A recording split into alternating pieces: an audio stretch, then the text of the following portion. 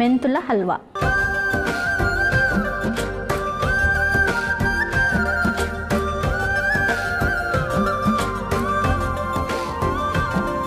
ఇప్పుడు దానికి కావాల్సిన ఇంగ్రీడియంట్స్ అయితే చూసేద్దాం. మెంతుల హల్వా తయారు చేసుకోవడానికి కావాల్సిన పదార్థాలు: మెంతులు, పొట్టు మినపప్పు, ముడి బియ్యం, తేనె, బెల్లం, నెయ్యి, జీడిపప్పు, కిస్మిస్. కావాల్సిన పదార్థాలు తెలుసుకున్నాం కదా. ఇప్పుడు ఎలా తయారు చేయాలో ఏంటో కూడా జాగ్రత్తగా చూసేయండి. ఎంత మోతాదులో తినాలో కూడా తెలుసుకోండి. సో మ్యామ్, ముందుగా ఏం చేద్దాం? సో ముందుగా మనం స్టవ్ వెలిగించేసుకుందాం. సో స్టవ్ వెలిగించుకున్నాం కదా. సో మనం ఇప్పుడు అవన్నీ కూడా ఈక్వల్ క్వాంటిటీస్, ఈక్వల్ అంటే మనం మెంతులు మాత్రం తక్కువ క్వాంటిటీలో తీసుకున్నాం, మిగతావి ఈక్వల్ క్వాంటిటీస్. సో వాటిని అన్నింటిని అంటే మెంతులు, పొట్టు మినపప్పు, ముడి బియ్యం వీటన్నింటిని కూడా మంచిగా డ్రై రోస్ట్ చేసేసుకున్నాం. ఓకే, ఈక్వల్ క్వాంటిటీస్లోనే తీసుకున్నాం ఇవన్నీ కూడా. సో ముడి బియ్యం, ఫస్ట్ ముడి బియ్యం వేసుకుంటున్నాము. ఇది 1 కప్పు. అలాగే పొట్టు మినపప్పు కూడా 1 కప్పు. మెంతులు మాత్రం 1/2 కప్పు. మెంతులు ఎందుకంటే కొంచెం చేదుగా ఉంటుంది కాబట్టి మనం 1/2 కప్ తీసుకున్నాం.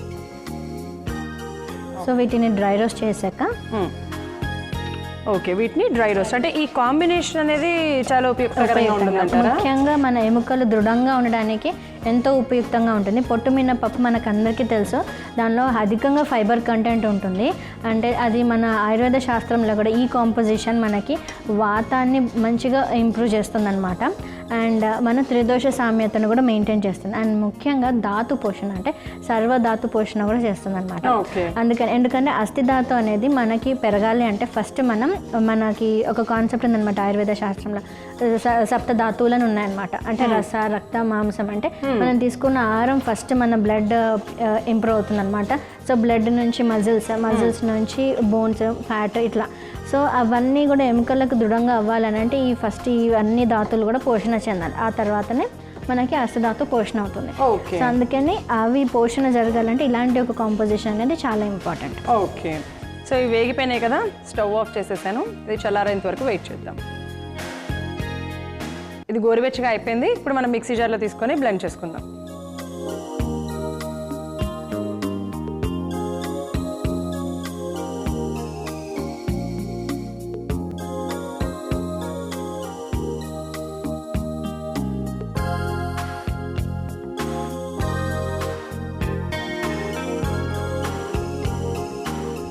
ఇది ఇప్పుడు మనకి కచ్చాపచ్చగానా లేకపోతే సాఫ్ట్గానే? ఎందుకంటే మనం హల్వా అనుకున్నాం కదా, సో సాఫ్ట్గా మెత్తగా పౌడర్ లాగా చేసేసుకున్నాం.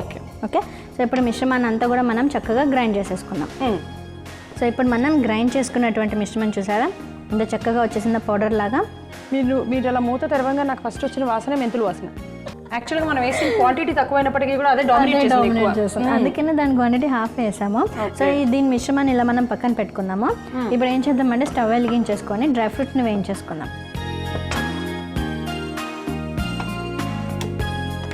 ఓకే, నెయ్యి వేసుకొని డ్రై ఫ్రూట్స్ వేయించుకుందాం. 1 స్పూన్ వేస్తున్నాను. సో డ్రై ఫ్రూట్స్ జస్ట్ వేగించుకోవడానికి. ఇది మొత్తం అయినా లేకపోతే హాఫ్ అయినా? వేసేయండి. జీడిపప్పులు 1/2 కప్పు, అలాగే కిస్మిస్ 1/2 కప్పు. ఇవేంటంటే మనం జస్ట్ లైట్గా దూరగా వేగించుకోవాలన్నమాట, కలర్ చేంజ్ అయ్యేంత వరకు. యూజువల్గా మనం ఏం స్వీట్ తయారు చేసుకున్న దాంట్లోకి ఇట్లా డ్రై ఫ్రూట్స్ ఉంటే బాగుంటుంది అనుకుంటాం కాబట్టి నేనైతే మేము ఇంట్లో బాదం పప్పులు కూడా వేస్తాము. బాదం పప్పు చిన్న ఫ్లేక్స్ లాగా చేసేసి అది కూడా రెగ్యులర్గా వేసుకోవచ్చు. సో అవి కూడా అంటే మీ ఇంట్లో ఏది అవైలబుల్గా ఉన్నాయో అవి ఇవే వేయాలని లేదు. డ్రై ఫ్రూట్స్లో మాత్రము వాల్నట్స్ కూడా వేసేసుకోవచ్చు దీంట్లో మనం. ఓకే, సో ఇవి లైట్గా కలర్ చేంజ్ అయ్యేంత వరకు వేగించుకుంటే సరిపోతుంది అనమాట. హల్వా కాబట్టి ఎక్కువ టైం తీసుకోదు, బట్ హల్వాలు ఇంట్లో తయారు చేయడం చాలా తక్కువ. అవును కదా, పాయసాలు ఇట్లాంటివి తయారు చేస్తూ ఉంటారు, సింపుల్ గా అయిపోతాయి కదా. భయం పడతారు అనమాట, అది ఎక్కడ పాడైపోతుందో నల్లగా మాడిపోతుందో అని అనుకుంటారు, బట్ ఈజీ ప్రాసెస్ అనమాట. ఇప్పుడు మనం చూపిస్తాం కదా, అలా తయారు చేసేసుకుంటే సరిపోతుంది. ఎంతకాలం నిల్వ ఉంటుంది ఇది? అట్లీస్ట్ మనకి ఒక 1 వీక్ వరకు ఉంటుంది, ఎందుకంటే మనం చక్కగా అందుకనే డ్రై రోస్ట్ వేయించి డ్రై రోస్ట్ చేసి ఆ తర్వాత పౌడర్ లాగా చేసుకున్నాం కదా, అండ్ మళ్ళీ ఇప్పుడు మనం నెయ్యిలో ప్రాసెస్ చేసుకుంటాం కాబట్టి అట్లీస్ట్ 1 వీక్ ఉంటాయి. 1 వీక్ పాటు నిల్వ ఉంటాయి. రోజుకి ఒక చప్పును తీసుకున్నా హల్వా కాబట్టి మనం ఒక కప్ లాగా లేకపోతే ఆ హల్వాని కొంచెం లడ్డులాగా చేసుకొని కూడా తినేసేయచ్చు. ఓకే, సో ఇది తీసేస్తున్నాను నేను.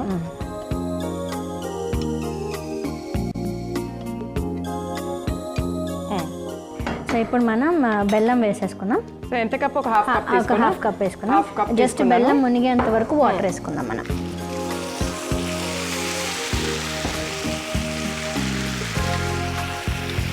ఓకే, ఈ బెల్లం కొద్దిగా మనకి దగ్గర పడాలన్నమాట. అప్పటి వరకు కూడా మనకి అంటే మనకి జస్ట్ మెల్ట్ అవ్వాలి అంతే. ఎందుకంటే మనం ఈ పౌడర్ చేసుకున్నాం కదా, ఈ పౌడర్ దానిలో వేసి మంచిగా కలిపేస్తే సరిపోతుంది. ఓకే, సో ఇది కొద్దిగా కరిగాలి.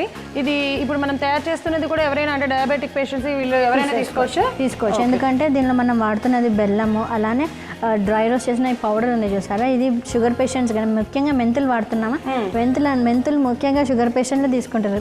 ఎర్లీ మార్నింగ్ నానబెట్టినటువంటి మెంతులను మంచిగా తినేస్తూ ఉంటారు కదా, వాటర్ కూడా తాగుతూ ఉంటారు. సో షుగర్ కూడా కంట్రోల్లో వస్తుంది అనమాట, బీపీ కూడా కంట్రోల్లో వస్తుంది. అంటే క్రానిక్ ఏదైతే మెటబాలిక్ డిసార్డర్స్ ఉన్నాయో అవన్నీ కూడా మనకి పరిమితి లెవెల్లో ఉండడానికి కూడా ఈ హల్వా అనేది చాలా ఉపయుక్తంగా ఉంటుంది. ఓకే ఓకే, సో ఇది అయిపోయింది, ఆల్మోస్ట్ కరిగిపోయినాయి. కరగంగానే ఈ పౌడర్ వేసేయాలా లేకపోతే కొంచెం ఏమైనా తీగపాయింట్లో ఏమైనా రావాలి? అట్లేం వస్తుంది, జస్ట్ కరిగితే సరిపోతుంది అనమాట. ఓకే, సో ఇది ఎస్పెషల్లీ బోన్స్ గట్టిపడ్డానికి అంటే పళ్ళు కానీ లేకపోతే ఎముకలు దృఢంగా ఉండటానికి మనం తయారు చేస్తున్నటువంటి రెసిపీ చాలా మంచిది. చిన్నప్పటి నుంచి కూడా పిల్లలకి పెట్టచ్చు, ఏ ఏజ్ పిల్లల నుంచి పెట్టచ్చు మేము ఈజీగా అరిగేటట్టు? అట్లీస్ట్ 3-4 years నుంచి, ఎందుకంటే బాగా యాక్టివిటీ ఎక్కువ చేస్తూ ఉంటారు కదా పిల్లలు, అంటే నడిచే పని స్టార్ట్ అయినప్పటి నుంచి 1 yearకే నడుస్తూ ఉంటారు పిల్లలు. సో 2 years నుంచి 3 years నుంచి మనం స్టార్ట్ చేసినా సరిపోతుంది. ఓకే, సో ఇప్పుడు వేసిన పొడి మొత్తం కరిగిపోయింది కదా. సో మనం హాఫ్ పొడి, మనం ఎంతైతే బెల్లం తీసుకున్నామో దానికి తగ్గట్టుగా ఇది క్వాంటిటీ హాఫ్.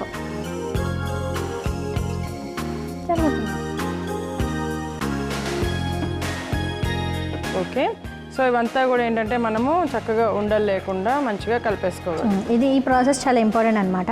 మనం ఎంతైతే క్వాంటిటీ తీసుకున్నామో బెల్లము దానికి సరిపడానే పౌడర్ తీసుకొని మనం బెల్లం పాకంకి ఎంతైతే అవసరం అవుతుందో సో అంతవరకు తీసుకొని కలిపేసుకోవాలి. ఇంకొంచెం అయినా సరిపోతుంది. ఇప్పుడు మనం నెయ్యి వేసుకున్నాము. ఓకే, ఇది కొంచెం దగ్గర పడ్డాకైనా.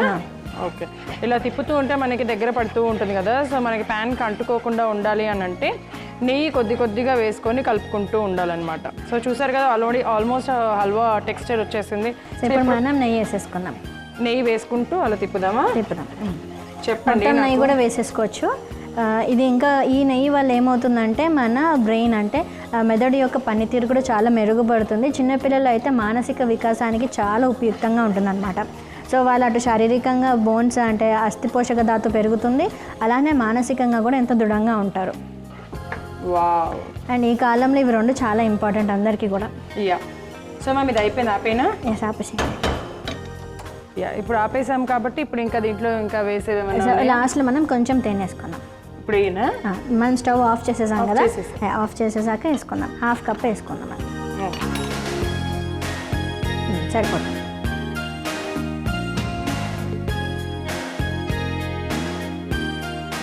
చూస్తుంటే ఎప్పుడెప్పుడు తినాలా అనే ఫీలింగ్ అయిపోయింది. ఇప్పుడు దీన్ని అలా సర్వింగ్ బౌల్లోకి తీసేసుకుందాం. ఎస్, పెట్టేసాం.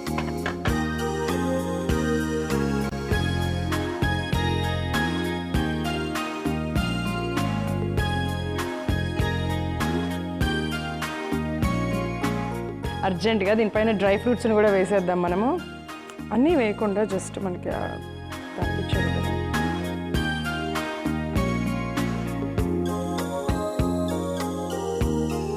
సో మన శరీరానికి కావాల్సినటువంటి కాల్షియం, బోన్స్ దృఢంగా ఉండడానికి ఎంతో ఉపయుక్తంగా ఉన్నటువంటి మెంతుల హల్వా రెడీగా ఉంది. మెంతులు అని అన్నాం కదా అని చెప్పి తినడం మానేయకండి. మెంతుల హల్వా తయారు చేసుకొని తీసుకుంటే అంటే చిన్నప్పుడు 3 years నుంచి చక్కగా ఇలా హల్వా ఒక 2-3 spoons కనుక తయారు చేసుకొని తీసుకున్నట్లయితే మనం ఫ్యూచర్లో కూడా పొరపాటున స్లిప్ అయినా కింద పడ్డ మనకి బోన్స్ విరిగిపోవడాలు కానీ ఏదన్నా గట్టి వస్తువు కొరకంగానే పన్ను విరిగిపోవడం కానీ ఇలాంటివన్నీ ప్రాబ్లమ్స్ రావండి. అందంగా ఉంటుంది దాంతో పాటు కదా. క్యావిటీస్ రాకుండా కూడా ఉంటాయి. సో అప్పటి నుంచి వెయిటింగ్ నేను తెలుసా, లిటరల్లీ ఈగలీ వెయిటింగ్ అనమాట. అసలు ఎప్పుడు తిందామా అని చెప్పి నాకు నోరు ఊరిపోతుంది, చాలా వేడిగా ఉంది. కానీ హల్వా కదా కొంచెం చల్లబడడానికి టైం పడుతుందన్నమాట. చూద్దాం.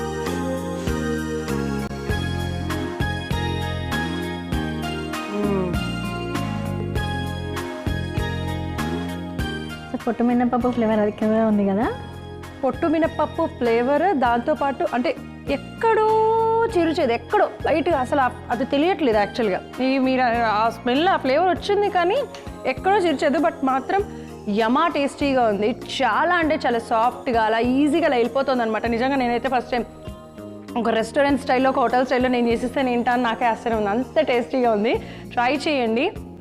ఎముకలు దృఢంగా ఉంటాయి, మనకెంతో ఆరోగ్యాన్ని అందించే మెంతుల హల్వా తయారు చేసుకోవడానికి కావాల్సిన పదార్థాలు, తయారు చేసే విధానం మరొకసారి టీ కోసం.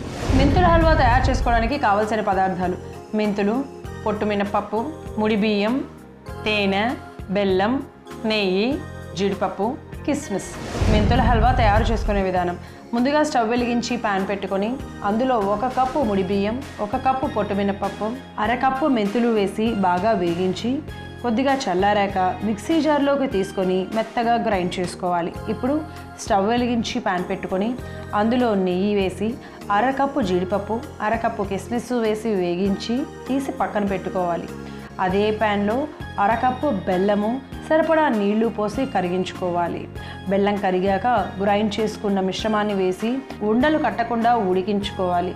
మిశ్రమం ఉడికాక నెయ్యి వేస్తూ బాగా కలుపుకోవాలి. మిశ్రమంలో నెయ్యి బాగా కలిసాక స్టవ్ ఆఫ్ చేసి కొద్దిగా మిశ్రమం చల్లారాక అరకప్పు తేనె కూడా వేసి కలుపుకొని సర్వింగ్ బౌల్లోకి తీసుకొని ముందుగా వేయించుకున్న డ్రై ఫ్రూట్స్ని కూడా వేసుకుంటే అస్థిధాతు పోషకంగా పనిచేస్తూ ఎముకలకు దంతాలకు ఎంతో బలాన్ని అందించే మెంతుల హల్వా రెడీ.